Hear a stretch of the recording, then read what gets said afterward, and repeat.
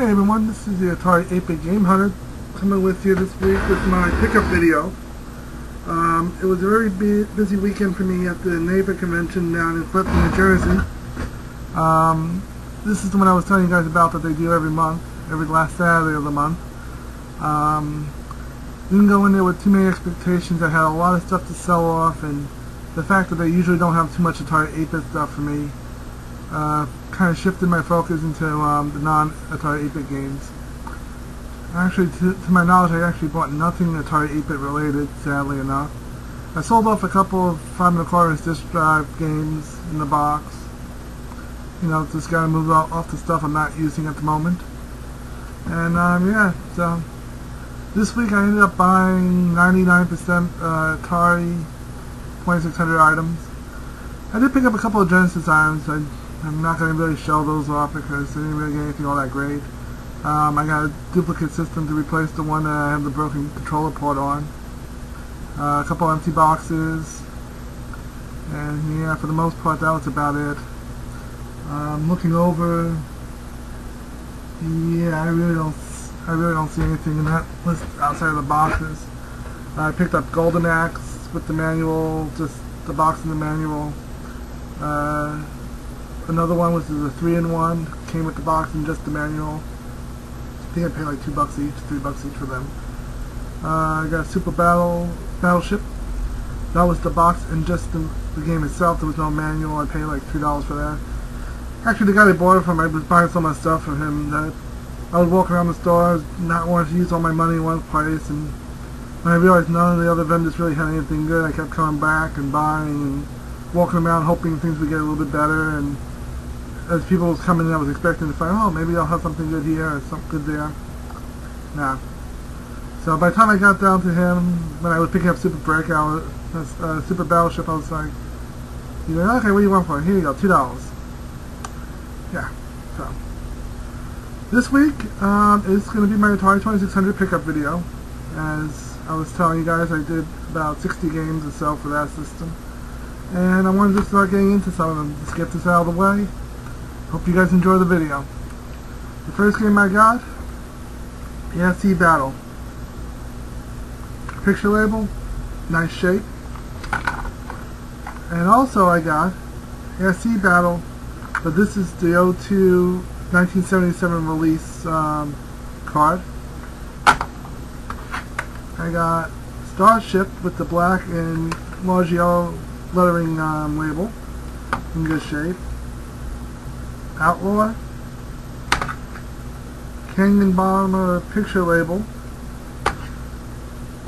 Championship Soccer, Backgammon, Video Olympics with the green label. I also have the one with the yellow label already. Once again, Video Olympics, but it's the 1977 release 21 side label.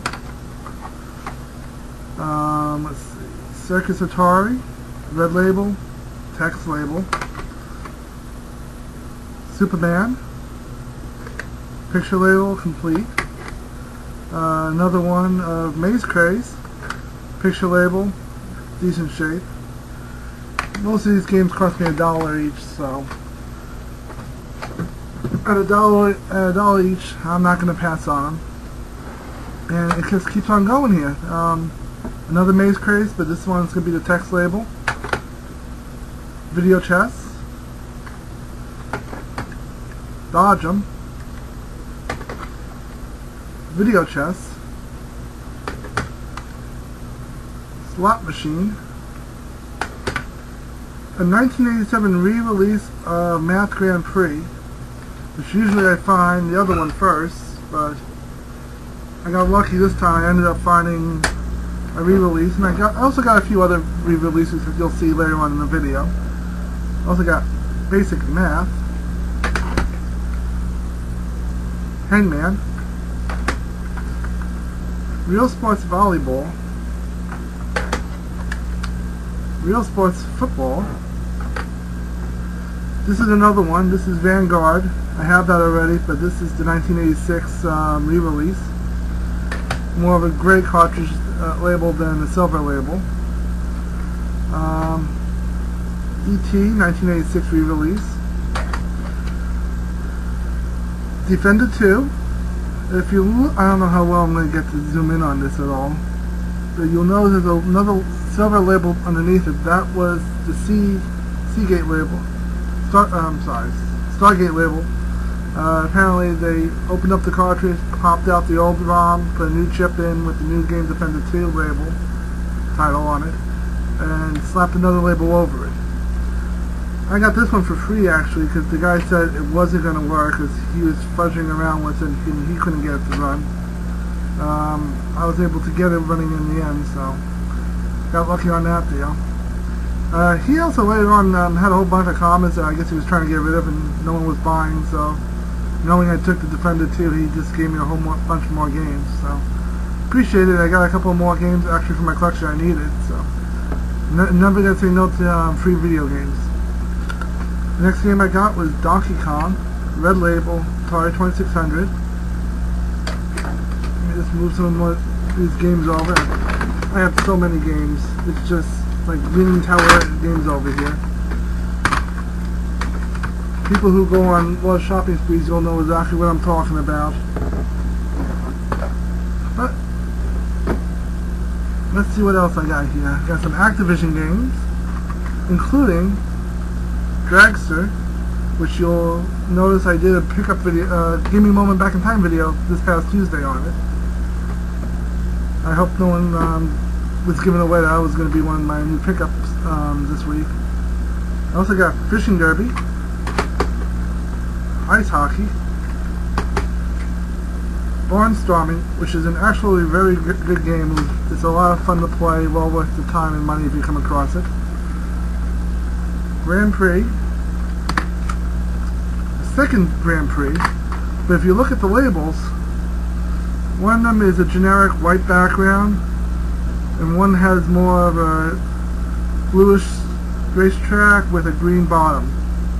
Times are the same, 1 minute and 37 seconds, but for some reason they changed the label design slightly as a variation. I picked up on it and the guy said, oh, this is why I have it, because it would look a little bit different. For $1 each, I'm not going to say no to him. Star Master, Skyjinx, and Robotank. I did have a couple of other games. I mean, all these games varied in prices from $1 to $3 each, so it wasn't too bad. For Data Age, I got Journey Escape. He sold it to me saying it was going to be a crappy game, and I remember the first time around it wasn't all that great, and this time around it's not much better. For Pocket Brothers, I got Adamir and Kibert. This is a much nicer label than I had for my original one, so that will be going in here and I'll cycle out the old one. In Magic, I got the Atlantis text label. Then I get into my CS. First one is Target Gun. Target Fun, sorry. The 75,000 serial number label. Speedway 2 picture label. Another Math Grand Prix. Demons to Diamonds. Asteroids 64 count. And an Asteroids later released 66 count. Difference is this one was released, I don't know how well it's going to come through, 1980, and this one would come out a little bit later on, 1981. This camera focuses for crap. I think at some point I'm just going to get myself a new webcam, but we'll see. Missile Command, a little bit faded. Pac-Man picture label. Got Space Combat. Race. Gunslinger. And a game that I was told was very, very good, Worm War 1. And getting to try it out a little bit, it seems to be a little bit of fun. I mean, for what it is, it's highly addictive. I'm not crazy about those type of shooters like Space Invaders, but for what it is, if you like those type of games, you'll like World War War. I got World War One for I think $3, so well worth the money. And now that I know my camera's not going to adjust too well to the zoom in, you'll have to take my word for it. I got pole position 2. Let's see if I can get this to zoom in at all. And it won't.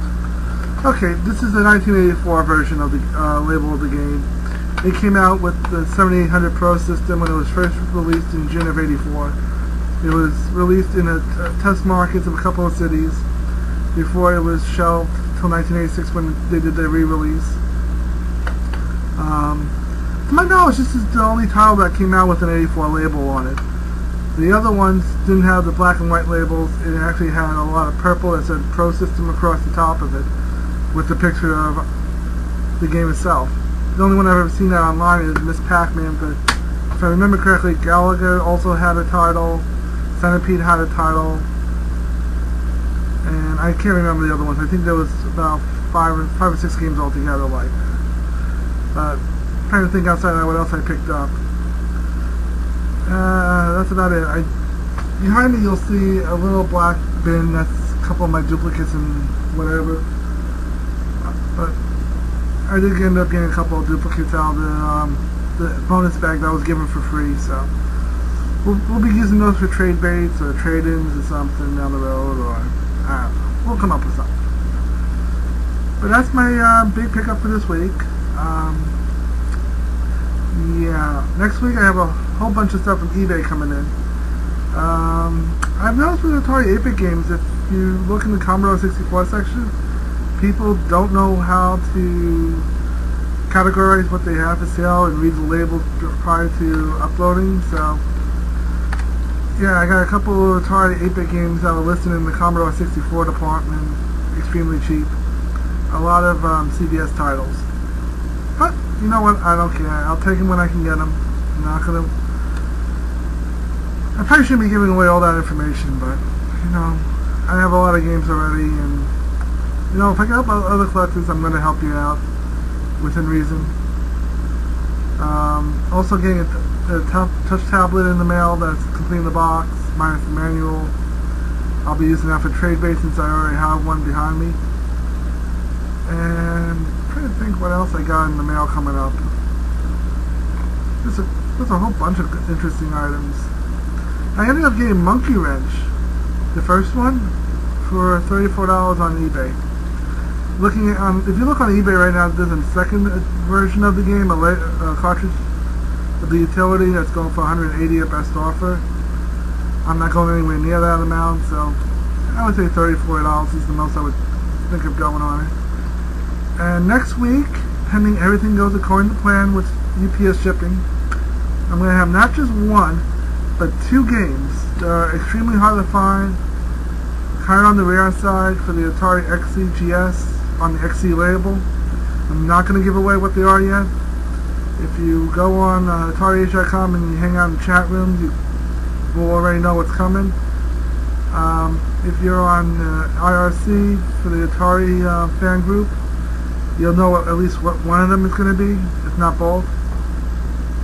But 2 good games I'm getting. They ran me between $40 and $50 a piece.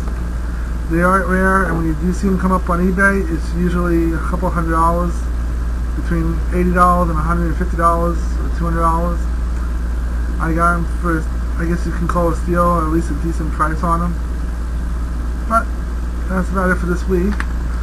Feel free to hit the like, suggest this stuff to your friends, comment on it, let me know what you think of these videos, what you like to see differently, see how I can improve these videos, make it more interesting for everybody. I'm working on trying to get a little camera for when I go to the flea markets, garage sales, the NAVA convention, because people always want to know what the NAVA convention is like. Like I said on my video on Tuesday, you go online, dpvideogames.com. They have a whole section for the NAVA pictures from this past month. Check them out. And yeah, that's about it. I'll hit you guys up probably Tuesday with the gaming moment back in time. unless I have something amazing happen between now and then, where I'm going to post a Saturday video. I don't see that, but yeah. Okay, so you guys have a good rest of the week. Have a good weekend. Be safe out there searching. Hopefully I'll hear from some of you guys. Leave a few comments, likes, shares, whatever. And I'll see you guys on Tuesday.